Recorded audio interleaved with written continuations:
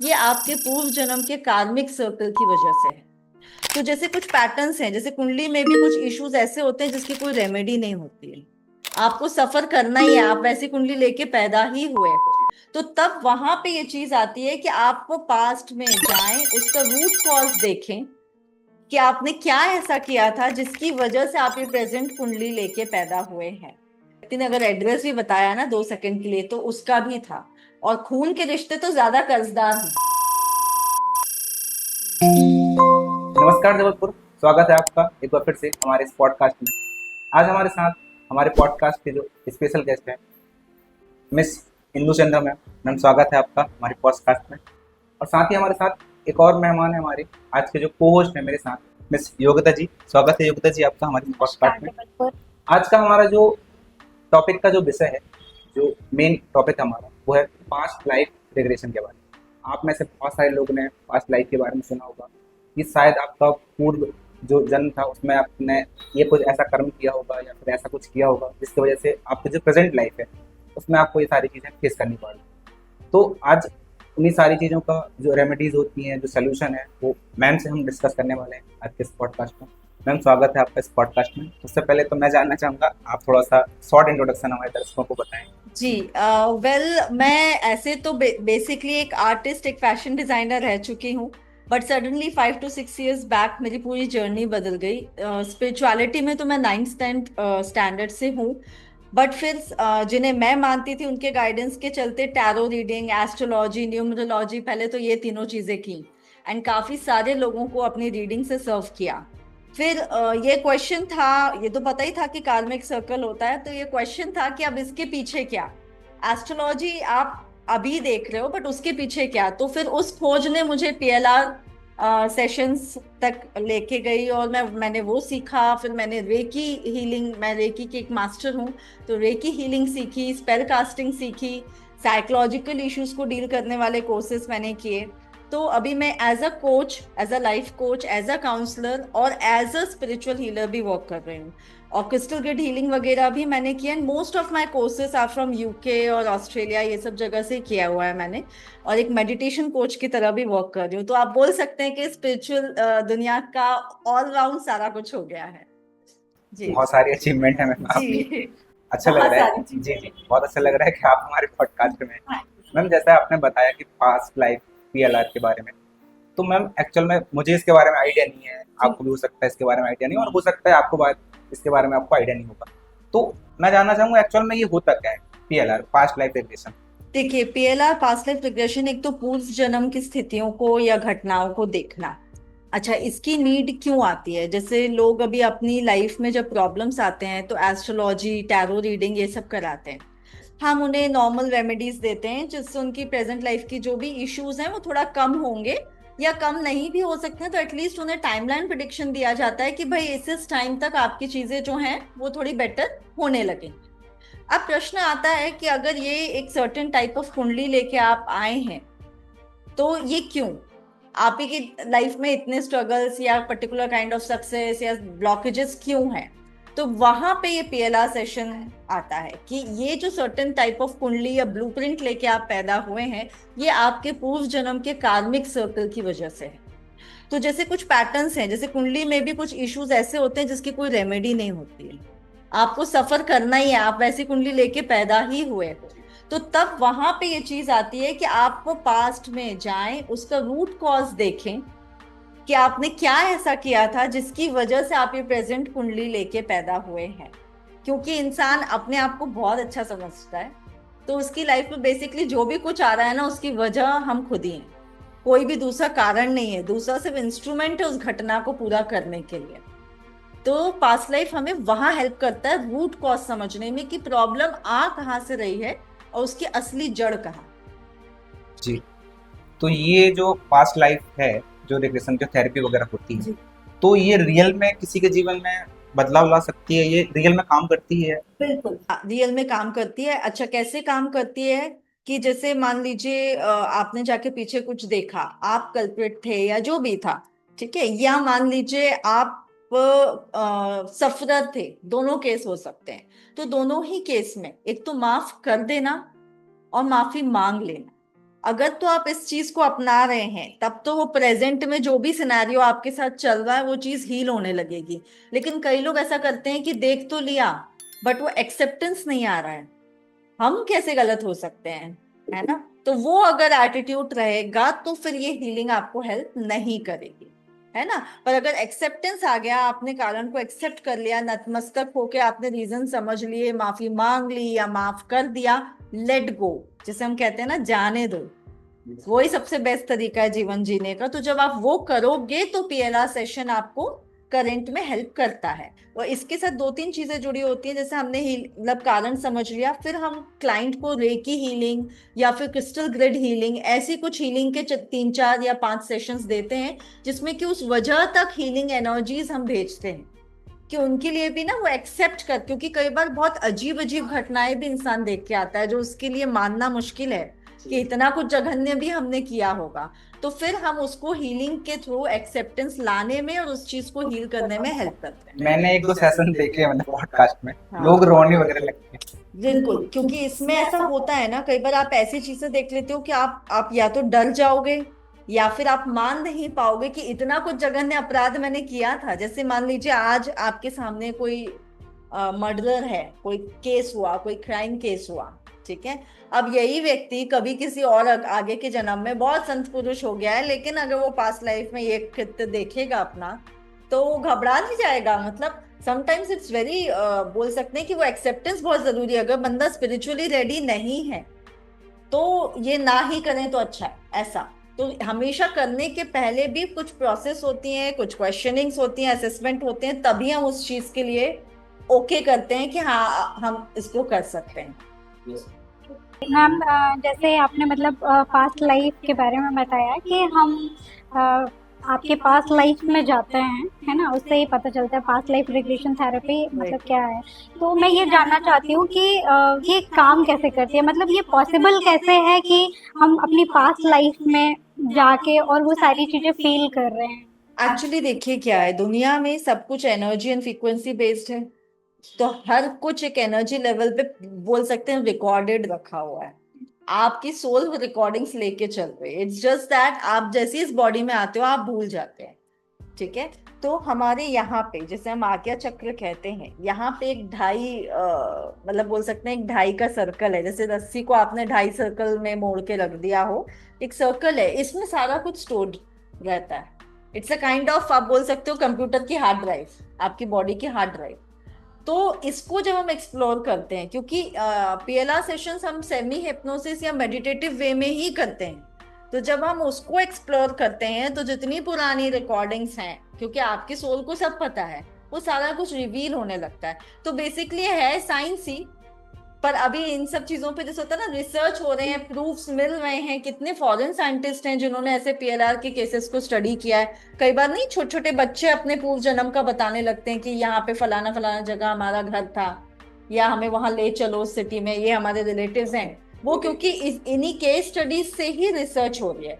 हमारे भारतीय संस्कृति में तो ये सारा कुछ पहले से डिफाइंड है, बट फॉरेनर्स के लिए ये एक स्टडी का मैटर है। और अब वहां से भी जब चीजें प्रूफ हो रही है तो समझ आ रहा है कि डेफिनेटली कनेक्शंस हैं, है ना। तो लंबा कनेक्शन चला रहा। तो ये वर्क कैसे करती है, ये आप अपना ये जो एनर्जी पॉइंट है उससे आप नहीं, समझ लो, एक तरीके से रिकॉर्डिंग निकाल रहे हो, जी कारण समझ रहे हो। जी मैम, जैसे इसमें कोई एक क्राइटेरिया होता है, जैसे मैं चाहता हूँ भाई मुझे भी जानना है, हाँ। अब थोड़ा बहुत ये भी एक्साइटेड हो गया कि यार चलो जान के देखते हैं, हाँ। तो इसका कोई पर्टिकुलर क्राइटेरिया होता है या फिर हर कोई करा सकता है? मिंटू से कि मतलब जनरली हम अपनी लाइफ में हमें कोई प्रॉब्लम आती है तो जैसा कि हम डॉक्टर के पास जाते हैं, देन अगर वहाँ से हम नहीं हील हो पा रहे हैं तो फिर हम सपोज ज्योतिष के पास जाते हैं, अपना चार्ट दिखाते हैं। तो मतलब वही जानना चाहते हैं कि कैसे हम ये आइडेंटिफाई करें कि हमें अपना पास्ट लाइफ रिग्रेशन करवाना चाहिए और नहीं वैसे तो करवाना चाहिए। आपकी लाइफ में हर छोटी बड़ी घटना, इवन आप किसी भी व्यक्ति से एक सेकंड के लिए भी अगर मिल रहे हैं, मान लीजिए आप रास्ते में खड़े होकर किसी से एड्रेस ही पूछा आपने, तो उससे भी वो उतने सेकंड्स का के बातचीत का लेना देना है। तो कनेक्टेड तो सब कुछ है पीछे से, बट कोई मेजर इशू, कोई मेजर ब्लॉकेज, जैसे आप रिलेशनशिप्स में आजकल, मैं बहुत काउंसलिंग कर रही हूँ, कंटिन्यूस फेलियर्स हैं, मैरिजेस हो जा रही हैं, कहीं क्राइम हो जा रहा है, कहीं चीटिंग हो जा रही है, मतलब कंटिन्यूस फेलियर्स हैं। तो अब ऐसी चीजें लेके व्यक्ति क्यों आ रहा है? फिर फाइनेंशियल इश्यूज हैं कि हम मेहनत कर रहे हैं, करते चले जा रहे हैं, और कायदे से मेहनत के बल पे तो शायद लखपति या करोड़पति होना था, पर कुछ नहीं मिल रहा है। ठीक है, तो ऐसे अगर कोई डीप डाउन रूट इश्यूज हैं जिसका कि हम एस्ट्रोलॉजी से छोटा मोटा उपाय नहीं कर सकते, वो कुछ एक परमानेंट सी सिचुएशन आप लेके आए, तो पीएलआर सेशन हेल्प करते हैं। अदरवाइज आई वुड सजेस्ट कि, क्योंकि मेरे ऐसे कई क्लाइंट्स हैं जिन्हें मैं मना कर चुकी हूँ कि उन्हें सिर्फ कौतुकता की वजह से देखना था पीछे कि हम ऐसे ही जाके देखना है, तो मैं मना कर चुकी हूँ, क्योंकि अननेसेसरली आप प्रकृति के खिलाफ जा रहे हो, और वो भी बिना कारण, तो बिल्कुल ही अलाउड नहीं। कारण होना चाहिए, फिर आप पीछे जाइए, क्योंकि ऐसे मेरे कई बिजनेस क्लाइंट्स हैं जो, जैसे होता है ना, डबल हम आपको पे कर देंगे, हमें तो देखना है, पर मैं मना कर चुकी हूँ, क्योंकि करने वाला और कराने वाला दोनों ही अफेक्टेड होते हैं अगर अननेसेसरली किया जाए। तो there has to be some reason, कोई तो पेन, कोई तो मेंटल इशू, या मतलब ऐसी वो चीज होनी चाहिए जिससे आपको तकलीफ मिल रही है और आपको उसका इलाज नहीं मिल रहा। देन कम्स पीएलआर सेशन, तो फिर हमें उस चीज को टैप इन करना चाहिए कि भाई अब कुछ नहीं हो रहा प्रेजेंट में, तो अब जाके हम जड़ों को देखें क्या हो रहा है। मैम मतलब जो हमारी पास्ट लाइफ रिग्रेशन थेरेपी है, अगर हम ये लेते हैं, है ना, तो क्या ये मतलब थेरेपी लेने के बाद में ये प्रेजेंट में हमें हेल्प करती है टू हाँ। मेक अ लाइफ सुटेबल और comfortable? Yes, definitely it helps, क्योंकि सबसे पहले तो वो रीजन, जिस रीजन से आप सफर कर रहे हो, इंसान सफर क्यों करता है, व्हेन दे नो कि भाई मैंने तो सब अच्छा किया था पर मेरे साथ गलत हो रहा है, तो सबसे पहली चीज तो मेंटल क्लैरिटी ये मिल जाती है कि मैं ही कल्प्रिट हूँ। सेकेंड थिंग इज कि ठीक है, जो भी गलत किया था उसे लेट गो करके उस तरफ पॉजिटिव फ्रीक्वेंसीज और एनर्जीज को भेजने से, उसकी वजह से जो प्रेजेंट स्ट्रगल बन रहा है, यहाँ पे कहीं ना कहीं वो पॉजिटिविटी आने लगती है कि भाई इस व्यक्ति ने अपनी गलती मान ली, अब इसका ये जो तकलीफ है ये कम करो। यूनिवर्सल एनर्जीज उस ढंग से वर्क करने लगती हैं, तो फिर प्रेजेंट में आपकी वो जर्नी सॉर्टेड होने लगती है, इजी होने लगती है। मैम ये जो थेरेपी है, जैसा अब जैसे आपने बताया थी जी। कि ये तो हम इसके पहले बताया था कि ये तो प्रकृति के खिलाफ भी है, कुछ हाँ। लोग जनरली चेक करना चाहते हैं। जी जी। तो ये जो पीएलआर है, हाँ। किसी की लाइफ में इसको चेक कराने से कुछ साइड इफेक्ट्स भी होते हैं, कुछ हार्मफुल वगैरह भी होता है, ऐसा कुछ? नहीं, ऐसे साइड इफेक्ट्स तो नहीं देखे गए हैं, बस यही है कि जैसे मैंने बोला ना, विदाउट एनी रीजन कार्मिक सर्कल को अननेसेसरली टैप इन नहीं करना चाहिए। बाकी कोई साइड इफेक्ट्स नहीं होते हैं इसके, क्योंकि जो मेरा पैटर्न है एटलीस्ट, मैं उसमें फुल हिप्नोटिज्म नहीं करती, मैं सेमी हिप्नोटाइज्ड प्रोसेस में करती हूँ, तो व्यक्ति काफी कॉन्शियस रहता है वो जो भी कुछ देख रहा है, तो इसमें कोई रिस्क फैक्टर नहीं रहता। ठीक है, कई बार जो फुल हिप्नोटिज्म वाले केसेस होते हैं उसमें कई बार रिस्क फैक्टर, कई लोगों को अगर कोई फिजिकल इश्यूज हैं या कोई मेंटल ऑलरेडी इश्यूज हैं, उसमें उन्होंने जाके देख लिया और पूरे हिप्नोटाइज्ड भी हैं, तो वहां पे कुछ इफेक्ट्स हो सकते हैं। बट ये वाला जो सेमी हिप्नोटाइज जो पैटर्न है, इसमें कोई दिक्कत नहीं होती है। बस यही है कि आपके अंदर बोल सकते हैं जिगर होना चाहिए चीजों को एक्सेप्ट करने का। अगर कोई पहले से एंजाइटी पेशेंट है, कोई डिप्रेशन या लो कॉन्फिडेंस पेशेंट है, तो उनका मेडिकल हिस्ट्री देखते हुए फिर वी डोंट डू इट। फिर वो प्रोसेस जो है, अगर कारण बताना भी है तो फिर वो प्रोसेस उनके लिए मैं करती हूँ कि भाई मैं कारण देख के आ जाऊंगी, आपको बता दूंगी एंड हम हीलिंग कर लेंगे, पर आपको डायरेक्ट फिर हम नहीं दिखाते। इवन जैसे अभी मेरे कुछ क्लाइंट्स थे जिनको खुद नहीं देखना था, उन्हें डर लगता है कि मैम हमें नहीं देखना, तो उनका प्रोसेस मैंने ही किया। ठीक है, अब इससे रिलेटेड ये आता है कि इस पे बिलीव कैसे करे व्यक्ति। अगर मैंने देखा है तो भाई मैं कहानी भी बना सकती हूँ ना, इस पे बिलीव कैसे करेगा व्यक्ति।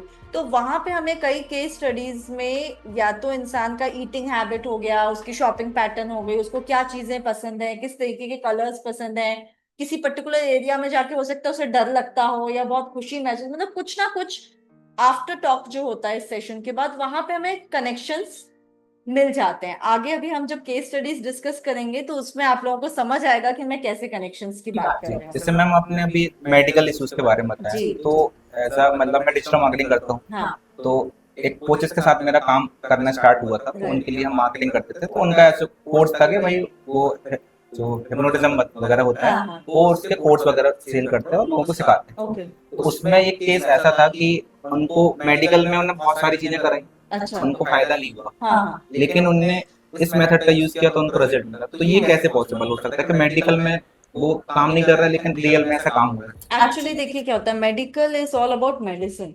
ठीक है, अभी जैसे मैं रेकी हीलिंग कर रही हूँ, बहुत सारे मेडिकल पेशेंट्स के लिए कर रही हूँ। किडनी पेशेंट है, एक सिस्ट वाली क्लाइंट थी मेरी जिनका घाव भर नहीं रहा था, गायनेक्स खाली मेडिसिन दिए जा रहे हैं, वो भी पुणे जैसी जगह पे जहाँ पे आप मेडिकल ट्रीटमेंट को क्वेश्चन नहीं कर सकते हो, है ना। तो वहां पे वो ठीक नहीं हो रहा, नहीं हो रहा, 2 महीने हो गए, 3 महीने हो गए, पर रेकी हीलिंग से वो ठीक हो गया। कैसे, है ना, क्योंकि मेडिसिन एक लिमिटेड असर करती हैं, और ये जो हिप्नोटिज्म पैटर्न है आपकी माइंड में, अपन तो ब्रेन भी नहीं यूज कर रहे हैं फुल, ये भी सबको पता होगा कि हम फुल पोटेंशियल के साथ ब्रेन ही यूज नहीं कर रहे हैं। तो जो लोग पूरा जैसे कहते हैं ना सुपर कॉन्शियसनेस, मतलब एकदम चैतन्य अवस्था जिनको प्राप्त हो जाती है ना, वो खुद की बॉडी को खुद हील कर लेते हैं, इवन एज रिग्रेशन तक कर लेते हैं, मतलब बढ़ती उम्र को भी वो वापस पीछे ढकेल लेंगे अगर कोई उद्देश्य है तो आपकी बॉडी के अंदर सारी क्षमता है। तो हिप्नोटिज्म वे में बेसिकली उनके जो माइंड में कहीं ना कहीं वो जो पावर, कॉन्फिडेंस, फ्रीक्वेंसीज बुझी पड़ी है ना, उसे वो एक्टिवेट कर देते हैं। ठीक है, जैसे मैं खुद एक कुंडलिनी साधक हूं, तो हमारी बॉडी के अंदर सब कुछ रिवाइव कर लेने की क्षमता है।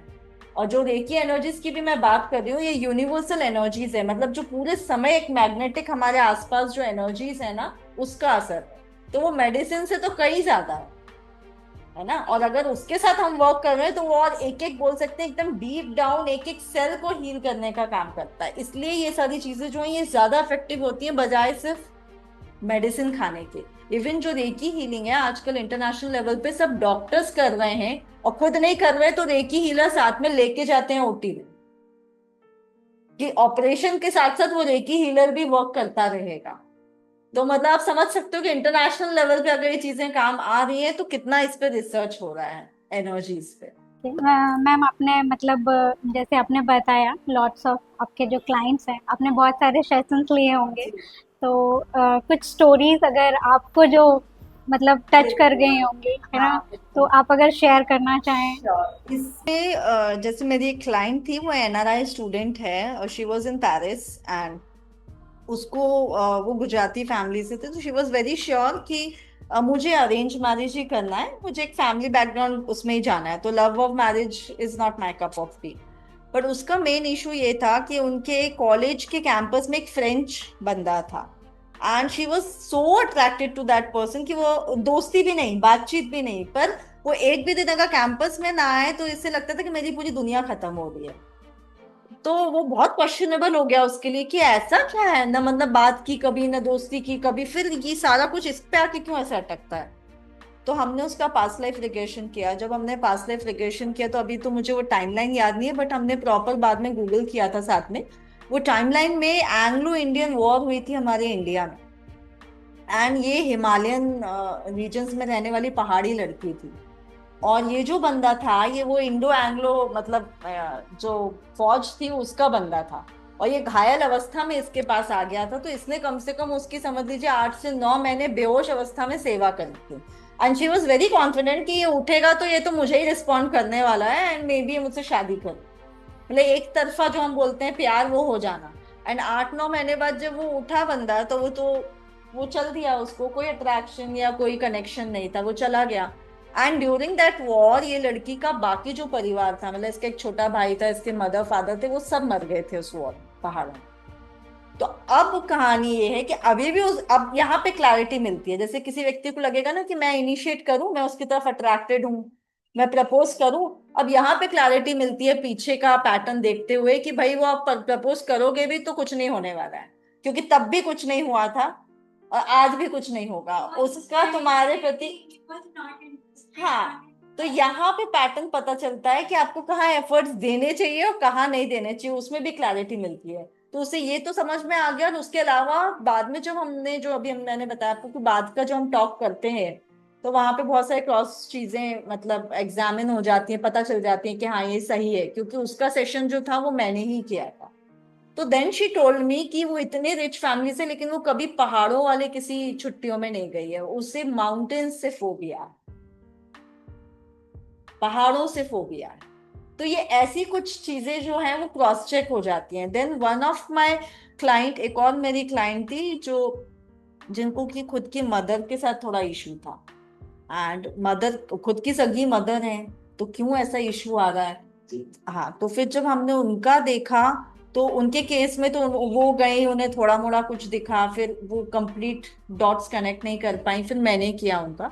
जब मैंने किया तो आई सॉ कि वो खुद एक बंजारन थी, और जो उनकी मदर है एक पर्टिकुलर जगह पे जहाँ एक कबीला आके रुका था, वहां पे एक सिंगल कुटिया में एक बूढ़ी औरत रहती थी जो कि बहुत बीमार थी।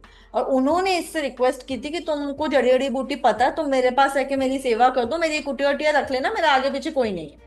बट ये चूंकि एक यंग बंजारन, तो इसको ये था कि नहीं नहीं, मैं तो मतलब अपने लोगों के साथ घूमूंगी, मुझे मैं नहीं रुक रही हूँ यहाँ। तो उसने डिनाई कर दिया उतने कष्ट के समय पे, and बाद में वो वैसे ही मरी अकेले, जो भी है वो मदर है। अब वो मदर है तो केयर कंसर्न तो ठीक है कर रही है एज अ ड्यूटी, लेकिन फिर भी उनके बीच में वो एक नफरत की एक टशन है, उस वजह से है। अच्छा, इसमें हमने कैसे क्रॉस चेक हुई चीजें, क्योंकि मैंने ही किया था सेशन, उन्होंने ही मुझे दिखाया कि उनका पूरा का पूरा घर बंजारों से खरीदे हुए आर्टिफैक्ट से भरा पड़ा है। वो खाली गन मेटल और वो जो मेटल ज्वेलरीज जो बंजारे लोग बेचते हैं सिल्वर, वो उनका पूरा मतलब भरी पड़ी है अलमारी उन चीजों से, है ना। तो ऐसी चीज, और तो और एक बहुत अजीब घटना कि उनकी मदर ने उनके इस जन्म के पहले डांस परफॉर्मेंस के लिए, वो जो बंजारे जैसे अपने जबलपुर में भी हम देखते हैं, वैसे लोगों से बोल के उनका कौड़ियों वाला लहंगा सिलवाया था। तो पहला डांस परफॉर्मेंस उस ड्रेस में हुआ। तो अब कितनी सारी चीजें हमें क्रॉस चेक हो गई। It was very evident. अब तो खैर वो खुद भी प्रैक्टिस कर रही है, उनको भी इंटरेस्ट आ गया, तो अब वो भी टैरो एंड पीएलआर सेशंस और सारा कुछ उन्होंने सीख लिया, वो भी कर रहे हैं। But this is how things gets cross check. And एक अभी रिसेंट का भी एक केस था मेरा, कि जिनको काफी ज्यादा अपने बिजनेस में इश्यूज आ रहे थे और इस तरीके की चीजें थी, तो उनका भी हमें, जो इंडो चाइना वॉर हुआ था, मैंने टाइमलाइन देखा, इंडो चाइना वॉर में this person was in Chinese army, and उन्होंने अपने ही लोगों को मतलब किल किया था, कम से कम 8 से 9, जो भी 7-8 लोग हैं, और इंडिया आ गए थे। तो इस जन्म में है तो इंडिया में, बट वो जो 7-8 हुए हैं उनके हाथ से, वो उनके बिजनेस के उतने धोखे हैं, उतने बिजनेस पार्टनर से धोखे हैं। अब पर वही है कि जैसे आप लेट गो करना ही, for him it is not easy to let go. वो नहीं छोड़ पा रहे हैं कि इन्होंने जब मेरे साथ ऐसा किया तो मेरे साथ बहुत बुरा हुआ, ऐसा हुआ वैसा। तो वो अगर आप नहीं बदलोगे, देख मतलब पता चलने के बाद भी एटीट्यूड ना, तो वो चीजें हेल्प नहीं करती। एंड एक और बहुत इंटरेस्टिंग केस है, एक कपल का केस है, जिसमें कि तो हमने सर्कल पूरा, मैं वो मेरे लिए फर्स्ट एक्सपीरियंस था कि हमने पलट के सर्कल वहीं आता देखा। मतलब वो लड़की जो है उसका डिवोर्स केस चल रहा है, और उसकी लव मैरिज थी, हस्बैंड ने बहुत बार चीट किया और बहुत सारे मतलब बहुत तकलीफ में जिसे हम बोले। तो जब हमने उनका देखा तो वो पोर्तुगीज काल के गोवा में कपल थे, और उन्होंने अपने किसी कजन को लाइक करती थी करके इन्होंने अपने हस्बैंड को चीट किया था। और जो हस्बैंड थे उन्होंने जाके समुंदर में सुसाइड किया था। तो वो लाइफ टाइम तो इसका वो कजन के साथ ही शादी करके निकल गया आराम से। देन उनने सेकेंड इनकारनेशन बंगाल के कोस्ट में लिया, और वहां पे ये व्यक्ति से फिर शादी हुई, यही कजन से फिर शादी हुई, तो बहुत अच्छी बॉन्डिंग, क्योंकि वो तो पिछले समय से चली आ रही है। बट सडनली वो व्यक्ति शिप में काम करता था और वो वहां से गायब हो, मतलब मर गया कि क्या हुआ पता नहीं। उन्होंने बाकी की लाइफ टाइम अपनी 3 डॉटर्स के साथ अकेले निकाली, मतलब एक इंतजार में, एक प्यार का इंतजार, या जो भी बोलो। अब जो हस्बैंड है, ये वो फर्स्ट गोवा पोर्तुगीज जिन्हें इन्होंने चीट किया था, वो हस्बैंड है। तो दो it's a love marriage, but trauma he trauma भरा पड़ा है। और जब हमने सेशन कर लिया, इसने वो सारा कुछ माफ करना, माफी देना, सारा प्रोसेस हमने कर लिया, उसके कुछ मतलब 1-2 दिन के अंदर ही इन्हें ईमेल में पता चलता है कि इनके हस्बैंड ने अपनी नई गर्लफ्रेंड के साथ टिकट कराई है टू गोवा।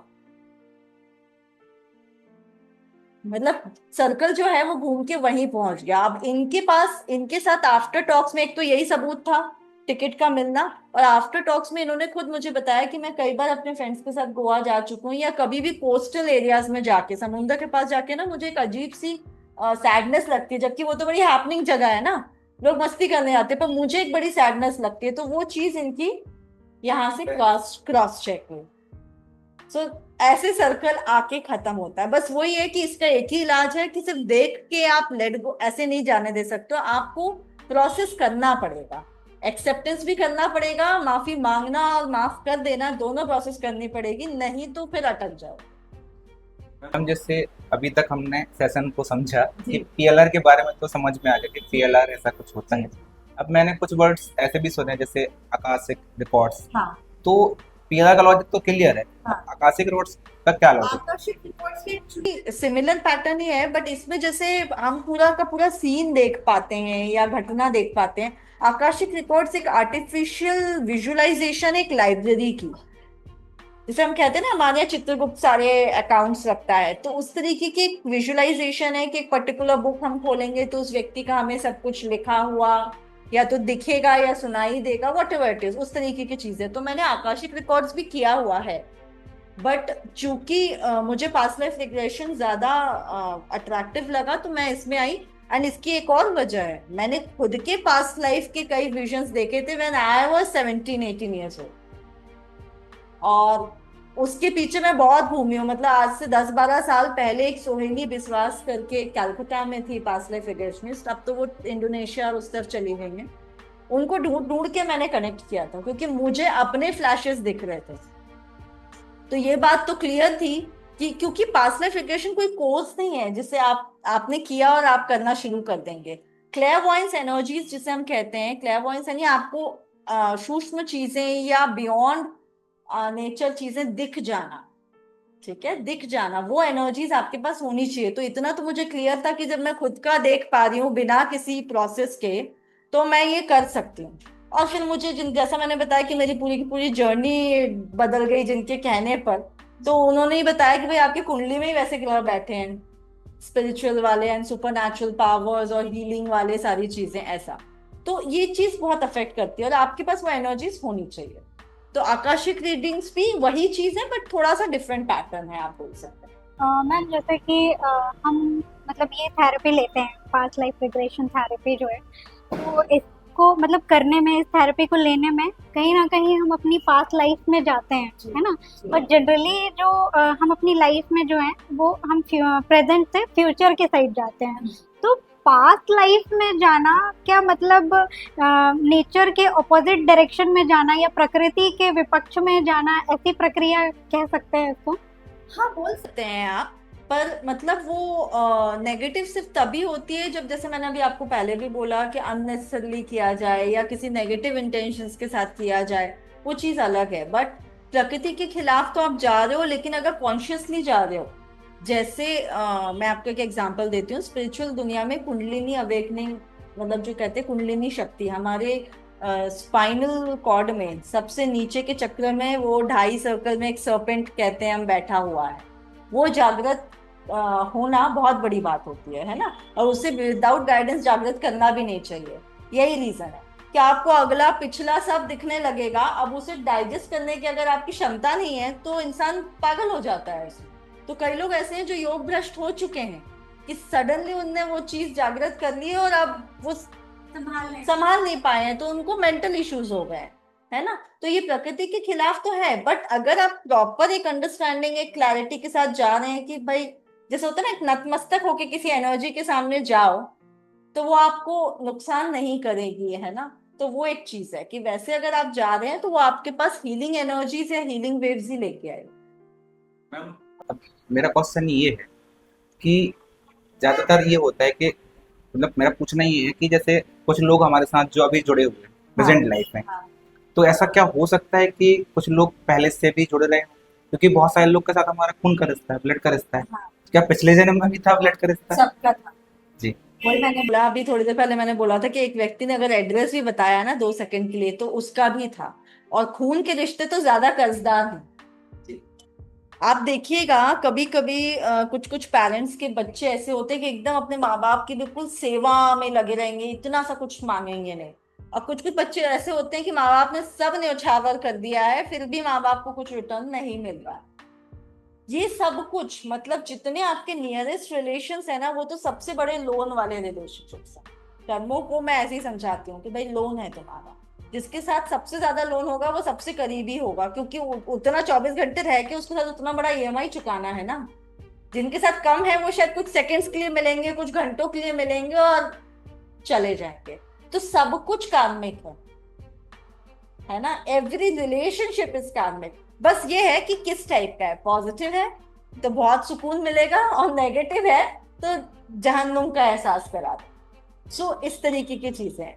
तो कभी पेरेंट्स का चुकाना बाकी है तो वो देते जा रहे हैं, उन्हें यहाँ से कुछ रिटर्न नहीं मिल रहा है, और कभी बच्चे का चुकाना बाकी है तो वो चुकाता जा रहा है, उसे यहाँ से कुछ नहीं, है ना। तो वो चीज है, तो आपको सबसे पहले यही समझना पड़ता है कि भाई ये जो लेना देना है या कुछ नेगेटिव भी हुआ है, तो मैं इंसान को कहती हूँ कि जैसे हम लोन की ईएमआई चुका के खुश हो जाते हैं ना, वैसे खुश हो जाओ कि यार ये घटना मेरे साथ हो गई है, अब मैं माफ करता हूँ इस व्यक्ति को, प्रेजेंट में भी अगर भले पीएलआर नहीं भी किया है, मैं माफ करता हूँ, लेट गो, मुझे मेरा एक ईएमआई चुक गया, एक एक्सपीरियंस निकल गया, I am grateful for that. तो इस तरीके से अगर व्यक्ति जीने लगे ना, तो ना तो कोई ग्रजेस रहेंगे, ना कोई टेंशन होगी, और सबसे बड़ी बात है, द बिगेस्ट थिंग, सरेंडर आ जाएगा, फियरलेसनेस आ जाएगी लाइफ के प्रति।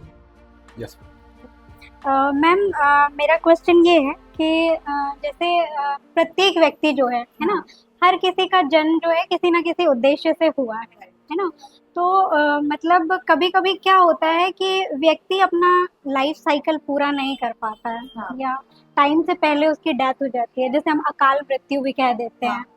तो जैसे किसी की अकाल मृत्यु होती है, तो क्या लाइफ उसकी उतनी ही होती है, या मतलब जैसे अगर डेथ हो गई है तो उसके बाद में उसकी सोल का रिबर्थ होता है, और अगर रिबर्थ होता है तो वो फिर भी अप्रोक्स कितना टाइम मतलब लेता है रिबर्थ होने में का? देखिए, अकाल मृत्यु के भी दो तरीके हैं, या तो खुद ही कोई बंदा बिना कुछ कारण के एक्सीडेंट में या कुछ में मर गया, दूसरा सुसाइड।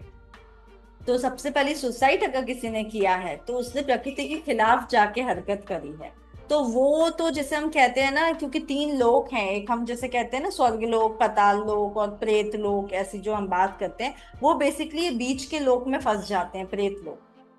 ठीक है, तो इनके लिए तो वही है कि इनके लिए वो बहुत सारी जो हमारे यहाँ पे बताई गई ना, 13 दिन की प्रोसेस करो, खूब इनके लिए पूजा पाठ करो, इनके लिए वो जो साल भर का भी जो होता है सारा कुछ करो, ताकि उन तक थोड़ी सी पॉजिटिविटी पहुंचे। और अगर हायर एनएलआर, जैसे हम कहते हैं हायर फ्रीक्वेंसी से कोई बड़ी सोल इनकी हेल्प कर पाए तो वो कर देगी, है ना, नहीं तो वो अटके रहते हैं, जब तक कि वो टाइमलाइन पूरा नहीं हो जाता, एटलीस्ट तब तक तो वो अटके रहेंगे, जैसे उन्होंने बीच में से खंडित किया है। दूसरा, अगर कोई एक्सीडेंटली जा रहा है तो ये चीज कई बार प्रीडेस्टिन्ड होती है, वो एक्सीडेंट के योग और वो सारी चीजें कुंडली में होता है, वो पहले से डिसाइडेड है, वो उन्होंने डिसीजन लेके नहीं किया है, वो पहले से डिसाइडेड है। तो उस केस में भी फिर यही है कि जैसे गरुड़ पुराण वगैरह में इतने प्रोसेस लिखे गए हैं, 13 दिन का प्रोसेस है, जब आप वो सारी चीजें करते हो तो धीरे धीरे वो जो एनर्जी है वो एक्सेलरेट होने लगती है, और उसको थोड़ी सी हायर फ्रीक्वेंसीज में जाने का मौका मिलता है, ताकि कि वो वापस से शरीर ले सके। तो वैसे केसेस में तो शरीर मिल जाता है, उसका कोई ऐसा फिक्स टाइमलाइन नहीं है उनका, जितनी जल्दी वो चीज हील हो जाएगी, क्योंकि वो भी किसी कर्मा की वजह से हुआ है ना, कि बीच में से उन्हें इतनी दर्दनाक मृत्यु मिली है। ठीक है, तो वो हील होते ही वो जन्म ले लेंगे। But suicide is the worst case, वहां पे इंसान को लग रहा है कि मैं अपने आप को मुक्त कर रहा हूं, बट वो ऐसी जगह पे अटक जाएगा जहां फील सब कुछ होगा, पर बॉडी नहीं होगी खुद को हेल्प करने के लिए, वो और भी वर्स्ट सिनेरियो है। तो वो सबसे वर्स्ट डिसीजन है कि सुसाइड करना। मैम, क्या है होता है हमारी लाइफ में कि जनरली कुछ फोबियाज हो जाते हैं, हाँ है ना। हम किसी भी चीज से मतलब हमें नॉर्मली डर लगने लगता है, जी। या हम फील करने लगते हैं कि नहीं हमारी लाइफ में ये चीज नहीं होनी चाहिए। हाँ तो क्या ये चीज भी हमारी पुरानी लाइफ से रिलेटेड हो सकती है? बिल्कुल, जैसे अभी एक फीमेल का मैंने किया था पास्ट लाइफ रिग्रेशन, तो उनका केस ऐसा था कि वो इजिप्शियन कल्चर में थी, और वो खुद भी काफी ज्यादा, जैसे होता नहीं सुपर नेचुरल पावर्स के साथ वर्क करना, एंड काफी पावरफुल, एंड मरते वक्त जैसे होता ना अपने नौकरों को चिन्हित कर गई थी कि ये मेरे साथ दफन होने चाहिए, क्योंकि इजिप्ट में ऐसा होता था। तो मतलब क्रूअल जिसे हम बोले कि एनर्जीज को उन्होंने कभी पॉजिटिवली यूज नहीं किया, तो अपने साथ उन्होंने वैसा किया अपने नौकरों को, जब एंड में उनकी डेथ हुई। अब फिर से उनका री इनकारनेशन, सेकेंड इनकारनेशन मैंने देखा कि वो एक मुस्लिम किंग की वाइफ है, तो अभी भी पावर से वैसे ही टेढ़ी हैं वो, मतलब सबके साथ मिसबिहेव करना है या ये सारी चीजें करना। बट उस इनकारनेशन में उनके साथ वो चीज की सजा मिली थी कि उन्होंने जैसे बच्चे को जन्म दिया, तो वो सबने समझ लिया कि वो मर गई, और उनके अंदर प्राण थे, और उन्हें दफन कर दिया। प्राण थे, अब वैसी अवस्था में वो समझ लीजिए जमीन के अंदर मिट्टी डाल के दफन हुई है, तो वो कितना सफोकेटिंग रहा होगा। तो आज की प्रेजेंट डेट पे वो लिफ्ट में चढ़ती ही नहीं, अंधेरा होगा या किसी बंद कमरे में वो होंगे तो वो चिल्लाना शुरू करेंगे, और चाहे उनको 10वां माला चढ़ना, उनकी फैमिली लिफ्ट से जाएगी, वो सीढ़ी से ही जाएंगे। तो इस तरीके अब जैसे किसी का कोई जल के किसी का अंत हुआ है, तो उसको माचिस से लेके अग्नि से लेके हर चीज से डर लगेगा। तो ऐसे पूरी फोबियाज भी कनेक्टेड है। जैसे अभी हमने हिल स्टेशन की बात की, वो पेरिस वाली लड़की का, तो फोबियाज भी आपके कनेक्टेड है, वो वहीं से आते हैं, क्योंकि कभी ना कभी आपकी कॉन्शियसनेस ने वो एक्सपीरियंस किया है ना। जैसे बच्चा है, कितना अबोध होता है ना, उसे नहीं पता होता मैं गिरूंगा तो मुझे चोट लगेगी या दर्द कुछ होता है ना। तो सोल तो वैसी होती है, पर जैसे धीरे धीरे वो अपनी जर्नी में एक्सपीरियंसेस कलेक्ट करते चलती, फिर उससे डर लगता है। एक बार घर की चोट लगेगा तो पता चल जाएगा यार गिरने से चोट लगती है, तो हर बार गिरने से अब डर लगने लगेगा। तो ये उस तरीके की चीज है कि आपकी सोल ने कभी ना कभी वो चीज एक्सपीरियंस करी है, इसलिए वो डर बैठ गया है यहाँ तक। इवन बीमारियां भी, कई बार लोगों के अस्थमा और ऐसी ऐसी बीमारियां पीएलआर सेशंस के बाद ठीक हो जाती हैं, क्योंकि वो कारण जैसे ही देख लेते हैं ना, वो उसकी तरफ फीलिंग होने लगती है, तो यहाँ पे वो बीमारी ठीक होने लगती ठीक होने लगती है। मैम समटाइम क्या होता है कि मतलब ड्रीम्स होते हैं, सबको आते हैं, कुछ जनरली ऐसे होते हैं जो हमारे ब्रेन में थॉट चलते रहते हैं तो उससे रिलेटेड होते हैं। लेकिन कभी कभी क्या होता है कि हम कुछ ऐसे ड्रीम्स देखते हैं जिनके बारे में ना हम कभी सोचते हैं ना कभी जानते हैं। तो ड्रीम्स पे मैं थोड़ा मतलब आपसे जानना चाहूँगी, क्या ड्रीम्स भी कनेक्टेड होते हैं समटाइम? मतलब जनरली ये मेरा पर्सनल क्वेश्चन है, मेरे साथ ऐसा होता है कि बहुत सारे मेरे ऐसे रिलेटिव्स हैं या मेरे ऐसे कनेक्टेड पर्सन हैं जो आफ्टर डेथ, मतलब पहले आए हो नहीं आए हो, लेकिन आफ्टर डेथ वो मुझे ड्रीम्स में ज़रूर दिखते हैं। इवन अभी भी बहुत सारे लोग हैं जो मुझे दिखते हैं, वो साल में एक बार वो मुझे दिख ही जाते हैं, ऐसा मेरे साथ में होता है। तो क्या ये भी कुछ मतलब कनेक्शन हो सकता है? बिल्कुल कनेक्शन होता है। जनरली तो ड्रीम्स लोगों के कैसे होते हैं कि दिन भर में उन्होंने कॉन्शियसली अनकॉन्शियसली जो भी चीजें देखी होंगी, मतलब हो सकता है मैं अब इस पोस्टर की तरफ नहीं देख रही हूँ, बट एक हल्की नजर मेरी गई होगी, तो उससे कुछ उठा लेगा, इससे कुछ उठा लेगा। तो जनरली ड्रीम्स ऐसे बनते हैं कि आपने दिन भर में जो नोटिस किया उन सबको जोड़ तोड़ के, मान लीजिए एक डायनासोर एक हाथी नोटिस किया था, तो उनको मिला के दिमाग कुछ, क्योंकि दिमाग इस मतलब बहुत खतरनाक, मतलब उसके उसका जो पोटेंशियल है वो हम सोच भी नहीं सकते। तो वो हो सकता है उन दोनों चीज को मर्ज करके कोई एक तीसरे रूप का एनिमल भी आपको दिखा देगा। बट जो ऐसी चीजें हैं जो कि जनरली हमने नहीं देखी या सोची नहीं, उन चीजों का आना कुछ ना कुछ संकेत होता है।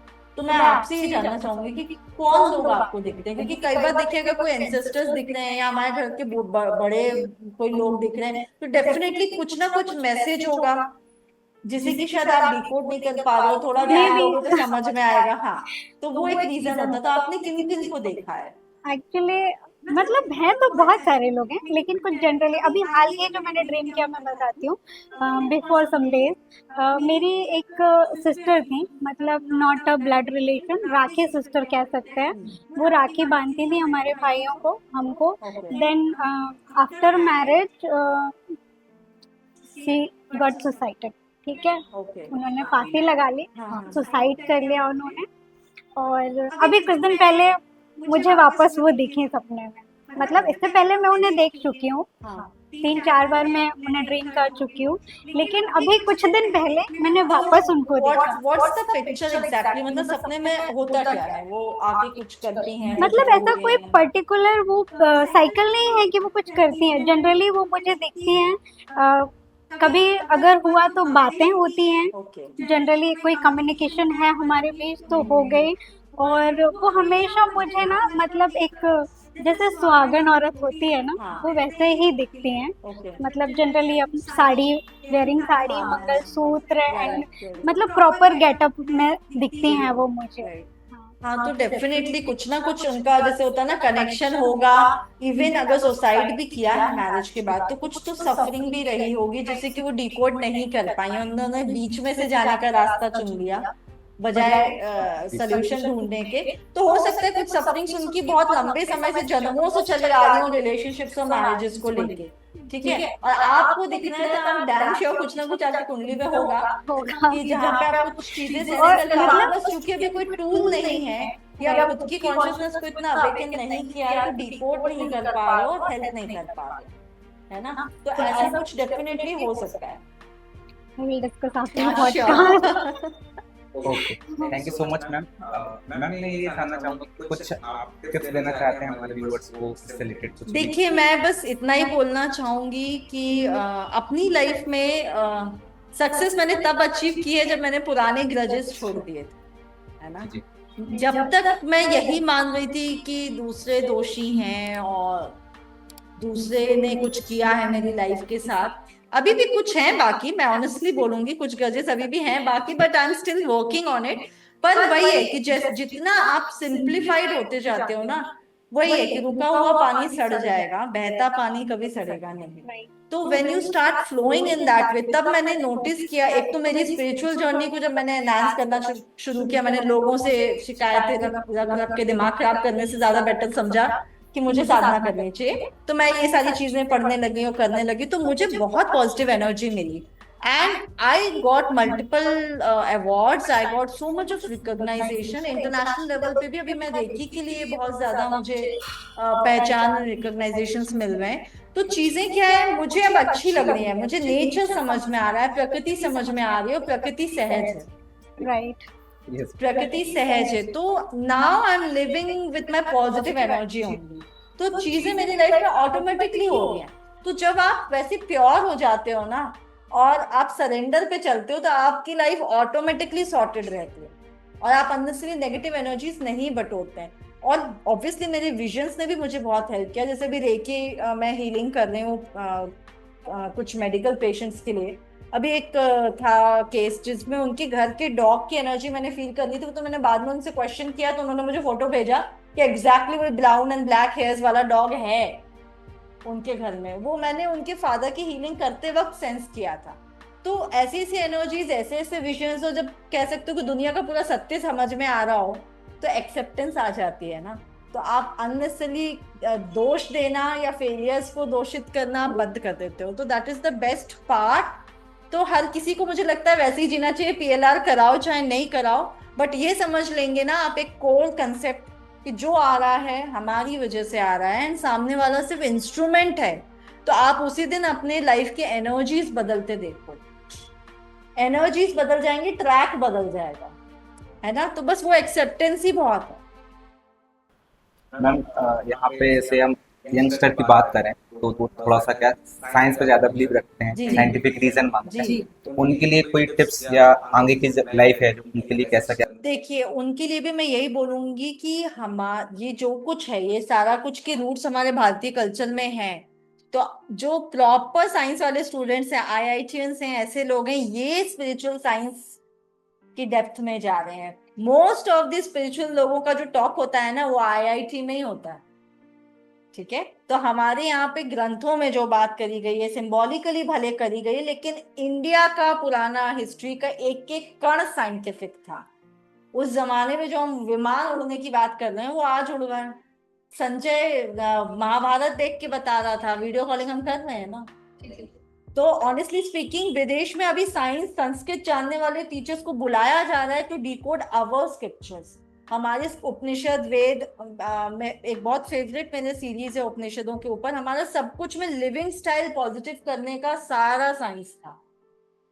हेल्थ, मेंटल, इमोशनल, हर चीज को हाईटेक रखने का पूरा साइंस था। जैसे अभी कुंडलिनी अवेकनिंग की भी जो मैं बात कर रही हूँ, इसमें कितने सुपरनैचुरल पावर्स आ जाते हैं इंसान के पास, यू कांट इवन इमेजिन। उतने हायर तक तो भी हम गए नहीं, अभी लोग काम कर रहे हैं उस पोर्टल पे। हमारे यहाँ व्यक्ति यहाँ से गायब होके वहां प्रकट हो जाता था, पोर्टल्स पे ट्रैवल करते थे। वो कहाँ गया अभी वो साइंस? वो हमने इमेजिनरी एक बड़ा पुराना टाइप का वो सीरियल वीरियल में देख लिया, इसलिए हम बिलीव करते हैं कि ऐसा कुछ पुराने जमाने में रहा होगा, बट वो साइंस था। ऋषि मुनि लोगों को सारे साइंस पता थे, पोर्टल्स पे वर्क करना, कैसे एक जगह से दूसरी जगह आप सेकंड्स में ट्रैवल कर सकते हो। अब जैसे जैसे साइंटिफिक रिसर्च होते जाएंगे, लोग मानते चले जाएंगे, है ना। तो वही है कि अपनी कल्चर को एक्सप्लोर करना शुरू करो। एंड बहुत यंगस्टर्स हैं जो अभी इन सब चीजों पे काम कर रहे हैं। एक एक रेमेडी भी जो है ना हमारे एस्ट्रोलॉजी में, वो भी कहीं ना कहीं साइंस से कनेक्टेड है। फॉर एन एग्जाम्पल, वो जो हम हलाहल शिव जी ने पिया था, लोग बेलपत्री सावन में उन्हें चिपकाते हैं कि उन्हें ठंडक मिले। If you go behind the science, बेलपत्री थायराइड के लिए एक अचूक मेडिसिन। तो भगवान को भी जो चीजें चढ़ रही है ना, अब बताने वाला बीच में कोई नहीं रह गया था, लेकिन हर चीज का उस सिंबॉलिक से कनेक्शन है। या तो वो मेडिसिन है या उस पर्टिकुलर पार्ट से जहां पे हम भगवान लोगों के पिक्चराइजेशन दिए गए हैं वहां से कनेक्ट करें। पर एवरीथिंग इज साइंस। तो बस वो एक्सप्लोर करो, लाइफ बहुत सॉर्टेड हो जाएगी। Yes ma'am, thank you so much ma'am, आपने बहुत सारी चीज़ें डिस्कस करी इस पॉडकास्ट में। स्पेशली थैंक्स आपका, आपने इस पॉडकास्ट को ज्वाइन किया। Thank you so much Yogita ji, आपने हमारे साथ थैंक यू सो बहुत सारे मच सर। क्वेश्चंस मैम के साथ शेयर करिए। Thank you so much everyone, आप सभी का, आप सभी ने इस पॉडकास्ट को बहुत अच्छे से सुना, बहुत सारी चीज़ें आपने भी बहुत सारी चीज़ें एक्सप्लोर करी होंगी। Thank you so much. अगर आपको ये वीडियो अच्छा लगा हो, पॉडकास्ट अच्छा लगा हो, तो नीचे कमेंट बॉक्स में अपना एक्सपीरियंस जरूर शेयर करिएगा। तो मैम से आपको जो भी क्वेश्चन रहे आप जरूर कमेंट बॉक्स में पूछिएगा। मिलते हैं ऐसे ही किसी न्यू वीडियो में, तब तक के लिए आप हमारे चैनल को सब्सक्राइब कर लीजिएगा, लाइक कर लीजिएगा और अपने दोस्तों के साथ शेयर कर दीजिएगा। मिलते हैं नेक्स्ट वीडियो में। नमस्कार। नमस्कार।